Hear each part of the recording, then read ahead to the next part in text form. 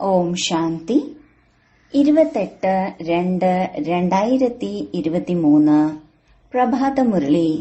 മധുരമായ കുട്ടികളെ, ദാനം സദാ പാത്രമറിഞ്ഞു കൊടുക്കണം. വ്യർത്ഥത്തിൽ സമയത്തെ പാഴാക്കരുത്. ഓരോരുത്തരുടെയും നാഡി പരിശോധിക്കൂ. കേൾക്കുന്ന സമയത്ത് അവരുടെ മനോഭാവം എവിടേക്കാണ് പോകുന്നത് എന്ന്. ചോദ്യം: പാവന ലോകത്തിലേക്ക് പോകുന്നതിന് വേണ്ടി നിങ്ങൾക്ക് വളരെ ഉയർന്ന പഥ്യം വേണം. നിങ്ങളുടെ പഥ്യം എന്താണ്? ഉത്തരം: ഗൃഹസ്ഥ വ്യവഹാരത്തിലിരുന്നും താമര പുഷ്പം പോലെ ജീവിക്കണം. ഇതാണ് ഏറ്റവും വലിയ പഥ്യം. നമ്മുടെ ത്യാഗമാണ് മുഴുവൻ പരിധിയില്ലാത്ത ലോകത്തിന്റെ. ഒരു കണ്ണിൽ മധുരമായ വീടും മറുകണ്ണിൽ മധുരമായ രാജധാനിയും. ഈ പഴയ ലോകത്തെ കണ്ടുകൊണ്ടും കാണാതിരിക്കണം. ഇതാണ് ഏറ്റവും വലിയ പഥ്യം. ഈ പഥ്യത്തിലൂടെ പാവനമായ ലോകത്തിലേക്ക് പോകാം. ഗീതം: ക്ഷമയോടെ ഇരിക്കൂ മനുഷ്യ. ഓം ശാന്തി. ഗീതം കേൾക്കുന്നതിലൂടെ കുട്ടികൾക്ക് അളവില്ലാത്ത സന്തോഷമുണ്ടായിരിക്കണം. കാരണം ലോകം ദുഃഖത്തിലാണ്. മനുഷ്യരെല്ലാവരും നാസ്തികരാണ്. അതായത് അച്ഛനെ അറിയുന്നില്ല. ഇപ്പോൾ നിങ്ങൾ നാസ്തികരിൽ നിന്നും ആസ്തികരായി മാറിക്കൊണ്ടിരിക്കുന്നു. നിങ്ങൾ കുട്ടികൾക്ക് ഇപ്പോഴറിയാം നമ്മുടെ സുഖത്തിന്റെ ദിനം വന്നുകൊണ്ടിരിക്കുന്നു. എവിടെ നിങ്ങൾ പോകുമ്പോഴും ആദ്യം നിങ്ങൾ തന്റെ പരിചയം കൊടുക്കൂ. ഞങ്ങൾ സ്വയത്തെ എന്തുകൊണ്ടാണ് ബ്രഹ്മകുമാരനെന്നും കുമാരിയെന്നും പറയുന്നത് എന്ന്. വിഷ്ണുവിനെയും ശങ്കരനെയും ഒരിക്കലും പ്രജാപിതാവെന്ന് പറയില്ല. പ്രജാപിത ബ്രഹ്മാവ് ഇവിടെയാണ്. ഈ പോയിന്റ് നല്ല രീതിയിൽ ധാരണ ചെയ്യൂ. ലക്ഷ്മി നാരായണനെയും രാധാകൃഷ്ണനെയും പ്രജാപിതാവെന്ന് പറയില്ല. പ്രജാപിത ബ്രഹ്മ വളരെ പ്രശസ്തനാണ്. പ്രജാപിതാവ് സാകാരത്തിലാണ്. സ്വർഗത്തിന്റെ രചയിതാവ് പരമപിത പരമാത്മാ ശിവനാണ്. സ്വർഗത്തിന്റെ രചയിതാവ് ബ്രഹ്മാവല്ല, നിരാകാരനായ പരമാത്മാവ് തന്നെയാണ് വന്ന് പ്രജാപിത ബ്രഹ്മാവിലൂടെ സ്വർഗം രചിക്കുന്നത്. നമ്മൾ മക്കൾ അനവധി പേരുണ്ട്.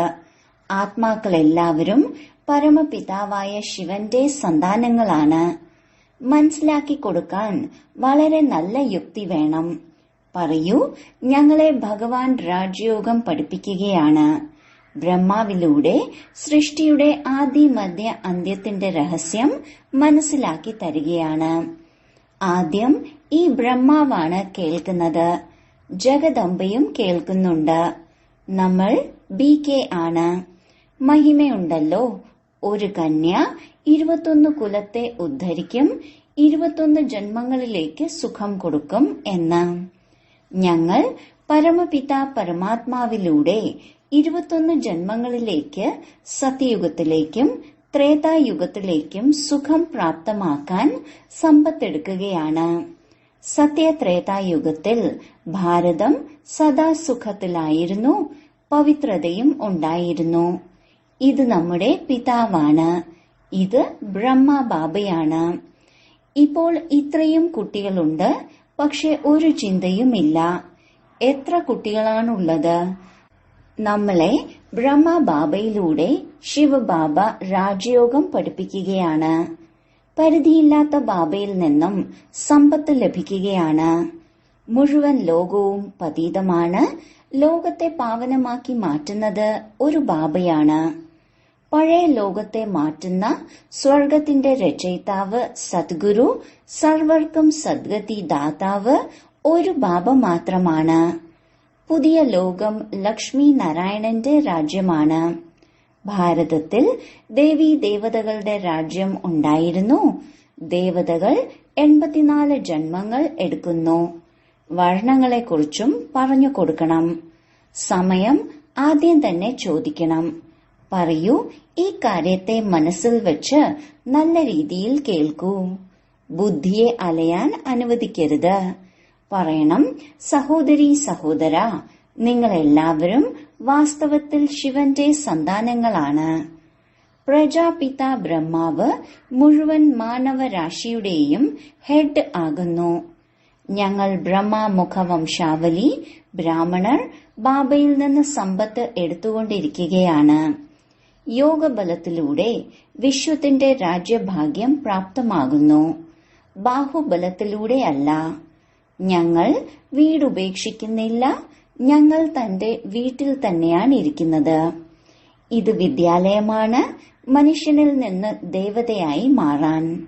മനുഷ്യർക്കൊരിക്കലും ദേവതയാക്കി മാറ്റാൻ സാധിക്കില്ല. ഈ ലോകം പതീതമാണ്. നദിയായ ഗംഗ പതീത പാവനിയല്ല. വീണ്ടും വീണ്ടും എത്ര സ്നാനം ചെയ്താലും പാവനമായി മാറുന്നില്ല. രാവണന്റെയും ഉദാഹരണം ഇതുപോലെയാണ്. വീണ്ടും വീണ്ടും കത്തിക്കാറുണ്ട്, പക്ഷെ മരിക്കുന്നില്ല. ഈ രാവണന്റെ പോസ്റ്റർ കൊണ്ടുപോകണം. വലിയ വലിയ സ്ഥലങ്ങളിലേക്ക് പോകുമ്പോൾ ആൽബം കൂടി കൊണ്ടുപോകണം. പറയണം, നോക്കൂ, ഇവരെല്ലാവരും കുട്ടികളാണ്. എല്ലാവരും പ്രതിജ്ഞ ചെയ്തിട്ടുണ്ട് പവിത്രമായിട്ടിരിക്കാൻ.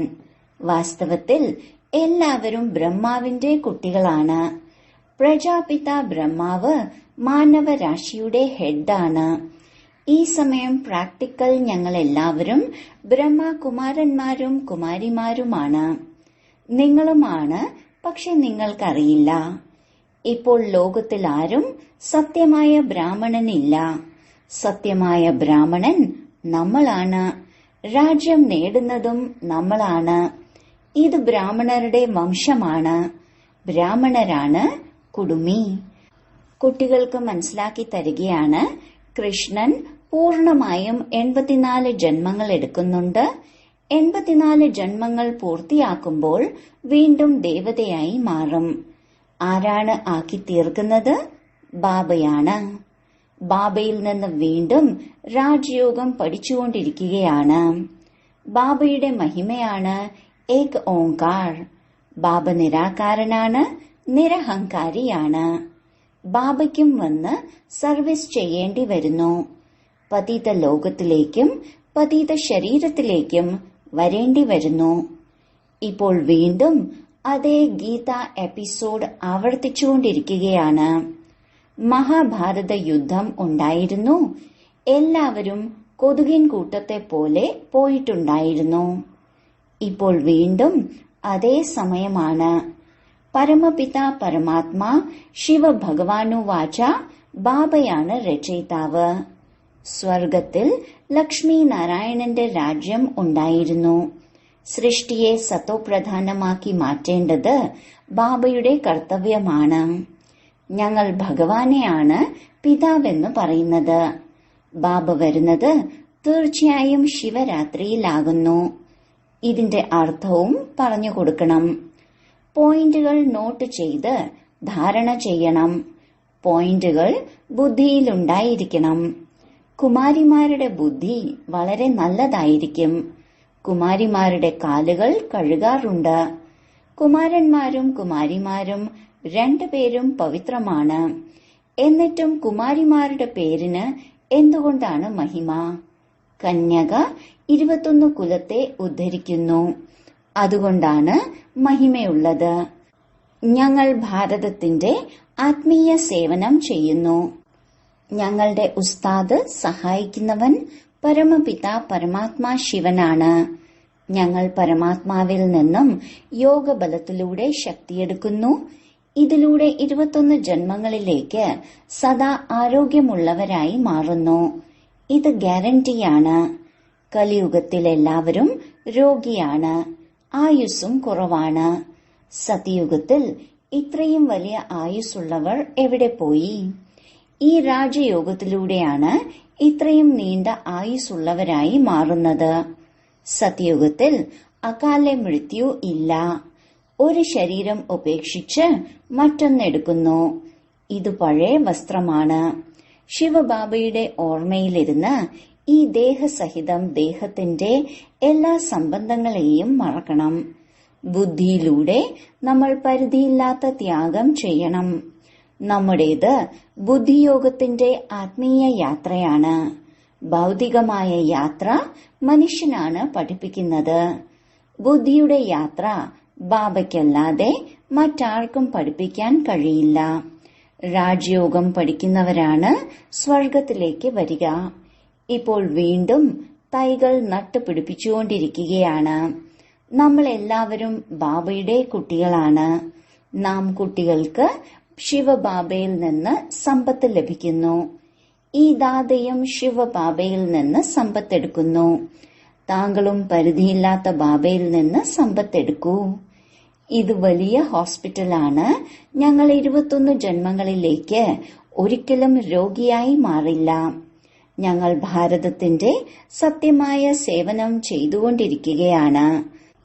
അതുകൊണ്ടാണ് മഹിമയുള്ളത് ശിവശക്തി സേനയെന്ന്. ഇപ്പോൾ ബാബ പറയുകയാണ്, ഓർമ്മയിലൂടെ തന്റെ വികർമ്മത്തെ വിനാശം ചെയ്യൂ, എങ്കിൽ ആത്മാവ് ശുദ്ധമായി മാറും. ജ്ഞാനത്തെ ധാരണ ചെയ്യുന്നതിലൂടെ നിങ്ങൾ ചക്രവർത്തി രാജാവായി മാറും. ഞങ്ങൾ പവിത്രമായി മാറുകയാണെങ്കിൽ ലക്ഷ്മി അല്ലെങ്കിൽ നാരായണനെ വരിക്കാനായി സാധിക്കും. സർവഗുണസമ്പന്നനും സമ്പൂർണ്ണ നിർവികാരിയുമായി ഇവിടെ മാറുന്നില്ല എങ്കിൽ ലക്ഷ്മി നാരായണനെ എങ്ങനെ വരിക്കാൻ സാധിക്കും? അതുകൊണ്ടാണ് പറയുന്നത്, കണ്ണാടിയിൽ തന്നെ നോക്കൂ. ലക്ഷ്മി നാരായണനെ വരിക്കാൻ യോഗ്യനായി മാറിയോ? പൂർണമായും നഷ്ടമോഹയായി മാറിയില്ല എങ്കിൽ ലക്ഷ്മിയെ വരിക്കാൻ സാധിക്കില്ല. പ്രജയായി മാറും. ശിവബാബയ്ക്കും പരംധാമത്തിൽ നിന്ന് വരേണ്ടതായി വന്നു. തീർച്ചയായും പതീതമായ ലോകത്തിലേക്ക് വന്ന് പാവനമാക്കി മാറ്റി കൂട്ടിക്കൊണ്ടു പോവുകയാണ്. നമ്മൾ ഇവിടെ വളരെയധികം പഥ്യം വെക്കുന്നുണ്ട്. നമ്മുടെ ഒരു കണ്ണിൽ മധുരമായ വീടും മറുകണ്ണിൽ മധുരമായ രാജധാനിയുമാണ്. നമുക്ക് ത്യാഗം ചെയ്യേണ്ടത് മുഴുവൻ ലോകത്തിനെയുമാണ്. വീട്ടിലിരുന്നു കൊണ്ടും താമര പുഷ്പം പോലെ പവിത്രമായി ഇരിക്കണം. വൃദ്ധർ മനസ്സിലാക്കും, ഇപ്പോൾ വാനപ്രസ്ഥ അവസ്ഥയാണ്. അതിനാൽ മുക്തിധാമത്തിലേക്ക് പോകാൻ പുരുഷാർത്ഥം ചെയ്യാം. ഇപ്പോൾ എല്ലാവരുടെയും വാനപ്രസ്ഥ അവസ്ഥയാണ്. ഓരോരുത്തർക്കും അവകാശമുണ്ട് ബാബയിൽ നിന്ന് സമ്പത്ത് നേടാൻ. ദുഃഖധാമത്തെ മറക്കണം. ഇതാണ് ബുദ്ധിയിലൂടെയുള്ള ത്യാഗം. ഈ പഴയ ലോകത്തെ ബുദ്ധിയിലൂടെ മറന്ന് പുതിയ ലോകത്തെ ഓർമ്മിക്കണം. എങ്കിൽ അന്തിമ മനം പോലെ ഗതിയുണ്ടാകും. ഇത് വളരെ വലിയ ഈശ്വരീയ പിതാവിന്റെ സർവകലാശാലയാണ്. ഭഗവാൻ ഉവാച, ഞാൻ രാജയോഗം പഠിപ്പിച്ച് മനുഷ്യനെ ദേവതയാക്കി മാറ്റുകയാണ്. ഇങ്ങനെ മനസ്സിലാക്കി കൊടുക്കണം. പറയൂ, ഞങ്ങൾ എന്താണോ കേൾപ്പിക്കുന്നത് അതിരുന്ന് കേൾക്കൂ. ഇടയ്ക്ക് ചോദിച്ചാൽ പറയുന്നതിന്റെ പ്രവാഹം മുറിയും. ഞങ്ങൾ താങ്കൾക്ക് മുഴുവൻ സൃഷ്ടിചക്രത്തിന്റെയും രഹസ്യം പറഞ്ഞു തരികയാണ്. ശിവബാബയ്ക്ക് ഡ്രാമയിൽ എന്ത് പാർട്ടാണ്? ലക്ഷ്മി നാരായണൻ ആരാണ്? ഞങ്ങൾ എല്ലാവരുടെയും ജീവിതകഥ പറഞ്ഞു തരാം. ഓരോരുത്തരുടെയും നാഡി നോക്കണം. ആ സമയത്ത് അവരുടെ മനോഭാവം എന്താണ്? ശരിയായി കേൾക്കുന്നുണ്ടോ? ചൂടുള്ള ദോശച്ചട്ടി പോലെ അല്ലല്ലോ ഇരിക്കുന്നത്. അവിടെയും ഇവിടെയും നോക്കുന്നുണ്ടോ? ഇവിടെയും ബാബ കാണുന്നുണ്ട്. ആരാണ് മുന്നിലിരുന്ന് കേട്ട് നൃത്തം ചെയ്യുന്നത്? ഇതാണ് ജ്ഞാനത്തിന്റെ നൃത്തം. സ്കൂളിൽ ചെറിയ കുട്ടികളുണ്ടെങ്കിൽ ടീച്ചർക്ക് അവരെ കാണാൻ ക്രമാനുഗതമായിട്ടിരുത്തും. ഇവിടെ വളരെയധികം പേരുണ്ട്. ക്രമാനുഗതമായിട്ടിരുത്താൻ സാധിക്കില്ല. നോക്കണം, ആരുടെ ബുദ്ധി എവിടെയും അലയുന്നില്ലല്ലോ. പുഞ്ചിരിക്കുന്നുണ്ടോ? അളവറ്റ സന്തോഷമുണ്ടോ? ശ്രദ്ധയോടെ കേൾക്കുന്നുണ്ടോ? ദാനം പാത്രമറിഞ്ഞ് ചെയ്യണം. വ്യർത്ഥത്തിൽ സമയത്തെ പാഴാക്കുന്നില്ലല്ലോ. നാഡി പരിശോധിക്കാനും വിവേകം വേണം. മനുഷ്യർ ഭയപ്പെടുന്നു. പ്രത്യേകിച്ച് സിന്ധിലുള്ളവർ മനസ്സിലാക്കുന്നത് BKകളുടെ മാന്ത്രിക വിദ്യയിൽ പെടരുത് എന്നാണ്. അതുകൊണ്ട് അടുത്തേക്കേ പോകില്ല. ശിവബാബ മനസ്സിലാക്കി തരികയാണ്, നിങ്ങൾ ബ്രാഹ്മണർ ത്രികാലദർശിയായി മാറി. വർണ്ണത്തിന്റെ രഹസ്യവും മനസ്സിലാക്കി. ആത്മാവും പരമാത്മാവും ഒന്നു തന്നെയാണെന്ന് പറയുന്നത് തെറ്റാണ്. ചിലർ ബ്രഹ്മത്തെ അംഗീകരിക്കുന്നവരാണ്. പറയാറുണ്ട്, അഹം ബ്രഹ്മാസ്മി. മായ 5 വികാരമാണ്. ഞങ്ങൾ ബ്രഹ്മത്തെ അംഗീകരിക്കുന്നവരാണ്. ഈ ബ്രഹ്മ മഹത്തത്വം നമ്മുടെ നിവാസ സ്ഥാനമാണ്. എങ്ങനെയാണോ ഹിന്ദുസ്ഥാനിലിരിക്കുന്നവർ തന്റെ ധർമ്മത്തെ ഹിന്ദു ധർമ്മമെന്ന് പറയുന്നു, അതേപോലെ അവരും ബ്രഹ്മതത്വത്തെ പറയുന്നു, ഞങ്ങൾ ബ്രഹ്മമാണെന്ന്. ബാബയുടെ മഹിമ വേറെയാണ്. സർവഗുണസമ്പന്നരെന്നും 16 കലാസമ്പൂർണരെന്നും ഇതെല്ലാ മഹിമയും ദേവതകളുടേതാണ്. ആത്മാവ് എപ്പോഴാണോ ശരീരത്തിനോടൊപ്പമുണ്ടാകുന്നത് അപ്പോഴാണ് മഹിമയുണ്ടാകുന്നത്. ആത്മാവാണ് പതീതവും പാവനവുമായി മാറുന്നത്. ആത്മാവിനെ നിർലേപമെന്ന് പറയാൻ സാധിക്കില്ല. ഇത്രയും ചെറിയ ആത്മാവിൽ 84 ജന്മത്തിന്റെ പാർട്ടാണ്. എങ്ങനെ ആത്മാവിനെ നിർലേപമെന്ന് പറയാൻ സാധിക്കും? ഇപ്പോൾ ബാബ ശാന്തി സ്ഥാപിക്കുന്നു. നിങ്ങൾ കുട്ടികൾ പിതാവിന് എന്ത് പ്രൈസ് കൊടുക്കും? ബാബ നിങ്ങൾക്ക് 21 ജന്മങ്ങളിലേക്ക് സ്വർഗത്തിന്റെ രാജധാനിയുടെ പ്രൈസ് നൽകുന്നു. നിങ്ങൾ പിതാവിന് എന്താണ് കൊടുക്കുന്നത്? നിങ്ങൾ എത്ര പ്രൈസ് പിതാവിന് കൊടുക്കുന്നു അത്രയും ബാബയിൽ നിന്ന് വീണ്ടും എടുക്കാം. ആദ്യം പ്രൈസ് കൊടുക്കുന്നത് ബ്രഹ്മ ബാബയാണ്. ശിവബാബ ദാതാവാണ്. രാജാക്കന്മാർ ഒന്നും കയ്യിൽ വാങ്ങിക്കാറില്ല. ബാബയെ അന്നദാതാവെന്ന് പറയും. മനുഷ്യനെ ദാതാവെന്ന് പറയാൻ സാധിക്കില്ല. നിങ്ങൾ സന്യാസിമാർക്ക് കൊടുത്താലും അതിന്റെ റിട്ടേൺ ആയിട്ടുള്ള ഫലം ശിവബാബയാകുന്ന ദാതാവാണ് നൽകുന്നത്. പറയാറില്ലേ, എല്ലാം ഈശ്വരനാണ് നൽകുന്നത്. പിന്നെ ഈശ്വരൻ എടുക്കുന്നു. എങ്കിൽ ആരെങ്കിലും മരിച്ചാൽ എന്തിന് കരയണം? പക്ഷെ ബാബ ഒന്നും എടുക്കുന്നുമില്ല, കൊടുക്കുന്നുമില്ല. ലൗകിക ജന്മം നൽകുന്നത് മാതാപിതാവാണ്. പിന്നെ മരിച്ചാൽ അവർക്കാണ് ദുഃഖം ഉണ്ടാകുന്നത്. ഈശ്വരൻ തന്നതാണെങ്കിൽ ഈശ്വരൻ എടുത്താൽ എന്തിനു ദുഃഖിക്കണം? ബാബ പറയുന്നു, ഞാൻ സുഖ ദുഃഖത്തിൽ നിന്ന് വേറെയാണ്. ദാദ തന്റെ സർവസ്വവും സമർപ്പിച്ചു. അതുകൊണ്ടാണ് ഫുൾ പ്രൈസും നേടിയത്. കന്യകമാരുടെ കയ്യിൽ ഒന്നുമില്ല. അഥവാ അവർക്ക് അച്ഛനും അമ്മയും എന്തെങ്കിലും കൊടുത്താൽ അതിനെ ശിവ് ബാബയ്ക്ക് കൊടുക്കാൻ സാധിക്കും. എങ്ങനെയാണോ മമ്മ വളരെ സാധുവായിരുന്നത്, എന്നിട്ട് നോക്കൂ എത്ര വേഗത്തിൽ പോയി. ശരീരം, മനസ്സ്, ധനം എന്നിവ കൊണ്ട് സേവനം ചെയ്തുകൊണ്ടിരിക്കുകയാണ്. നിങ്ങൾക്കറിയാം, ഞങ്ങൾ സുഖധാമത്തിലേക്ക് പോയിക്കൊണ്ടിരിക്കുകയാണ്, ശാന്തിധാം വഴി. ഏതുവരേക്ക് ബാബയോടൊപ്പം പോകുന്നില്ലയോ, എങ്ങനെ അമ്മായി അച്ഛന്റെ വീട്ടിലേക്ക് പോകാൻ കഴിയും? അച്ഛന്റെ വീട്ടിൽ തന്നെ ഇരിക്കും. ആദ്യം ബാബയുടെ അടുക്കലേക്ക് പോകണം, പിന്നെ അമ്മായി അച്ഛന്റെ അടുക്കലേക്ക് വരണം. ഇതാണ് ശോകവാട്ടിക. സത്യയുഗമാണ് അശോകവാട്ടിക. ശരി, വളരെ കാലത്തെ വേർപാടിന് ശേഷം തിരിച്ചു കിട്ടിയ മധുരമധുരമായ കുട്ടികൾക്ക് മാതാവും പിതാവുമായ ബാബ്ദാദയുടെ സ്നേഹസ്മരണകളും സുപ്രഭാതവും. ആത്മീയ അച്ഛന്റെ ആത്മീയ കുട്ടികൾക്ക് നമസ്കാരം. ധാരണയ്ക്കുള്ള മുഖ്യസാരം. 1.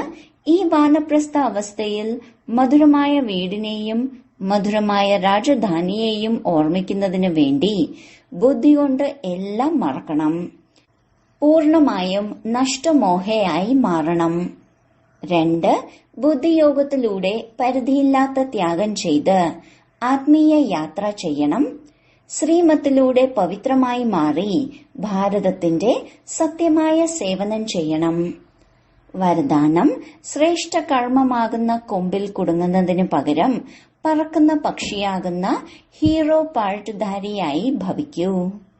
സംഗമയുഗത്തിൽ എന്ത് ശ്രേഷ്ഠ കർമ്മമാണോ ചെയ്യുന്നത്, ഈ ശ്രേഷ്ഠ കർമ്മം വജ്രത്തിന്റെ കൊമ്പാണ്. സംഗമയുഗത്തിലെ എങ്ങനെയുള്ള ശ്രേഷ്ഠ കർമ്മമാകട്ടെ, എന്നാൽ ശ്രേഷ്ഠ കർമ്മത്തിന്റെ ബന്ധനത്തിൽ കുടുങ്ങുക അല്ലെങ്കിൽ പരിധിയുള്ള ആഗ്രഹം വെക്കുക ഇത് സ്വർണ ചങ്ങലയാണ്. ഈ സ്വർണ ചങ്ങല അല്ലെങ്കിൽ വജ്രത്തിന്റെ കൊമ്പിൽ കുടുങ്ങരുത്.